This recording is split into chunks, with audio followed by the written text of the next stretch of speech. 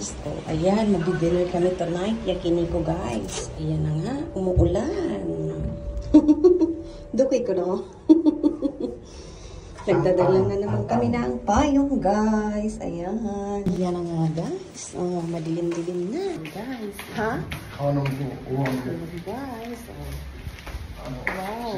Ng mga guys. OMG, malakas ang ulan guys.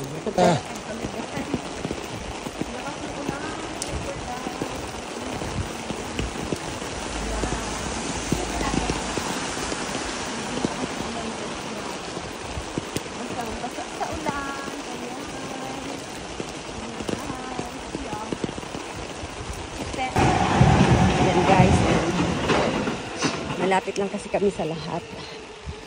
Ayan. Julamig guys. Grabe. Yun yung aking hobby oh. Ang laki ng payong. Guys, yung mga pagkainan dito restaurant. Chinese restaurant dyan guys. Masarap din dyan. Kaso, dahil gusto kong kumain ng karning inihaw. Kaya ayan. Pupunta kami ng ihawan. Yakiniku. Ayan guys. Sugalan ng mga Hapon na walang magawa sa buhay. Ayan. Pag maraming pera dyan ka pupunta sa sugal. Ayan guys, dito na kami sa may station. Malapit. Ayan guys. Ito yung parlor. May mga McDo. May mga McDo. Ayan, yan yung Yako station guys. Medyo lamig. Ayan. Ayan guys, dito kami kumain ng isang araw dyan. Yan, daming tao dyan palagi guys. Ayan guys yung station. Ayan doon. Ayan guys. Dito na kami sa Yakiniku. Ayan. Sa second floor daw guys. Ayan guys. Tara let's guys. Akyat tayo dito mga guys. Kasi nasa second floor siya. Ito na nga pala mga guys, andito na kami sa loob. Yun nga, first time ko dito sa may dulo kami uupo. Actually, wala naman masyadong tao. Daming bakanting upuan dyan. Ayan na, dito na nga kami sa 21. Ayan, excited yung hubby kong mag-order. Siyempre, ang una niyang in-order dyan is inumin. Inumin niya, inumin ko. Kaya ayan, dumating na yung aming ihawan. Ang galing nga dyan, uling nila guys. Ayan na nga ako guys. Kumuha na ako ng drink bar. Yan. Kumuha na ako ng inumin ko dyan guys. Kasi hindi ako uminom ng alak dyan.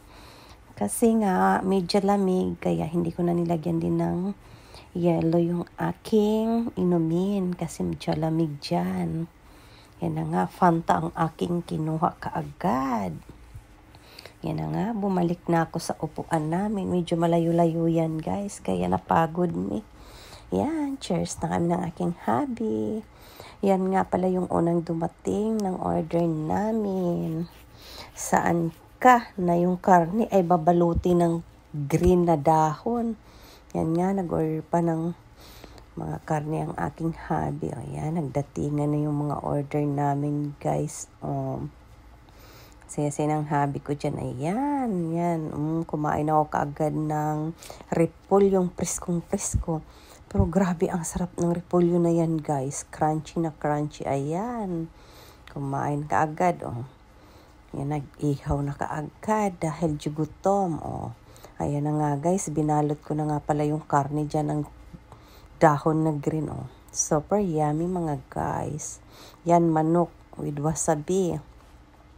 Yan, no rice ako dyan guys kasi puro karne lang talaga ang in-order ko dyan at kinain. Ang hobby ko naman, kumain naman ng kanin. Nag-order naman siya ng rice dyan. Tumikim lang ako mga 2 subuan lang guys. Kasi nga, pag may mga karne talaga, hindi na ako masyado mahilig ng kanin. Kasi nga, busog na ako kaagad niyan guys. Lalo at pag uminom ako ng alak dyan. Kita nyo naman yung bunganga ko. Ang laki ng subo ko guys. Halatang gutom na gutom eh.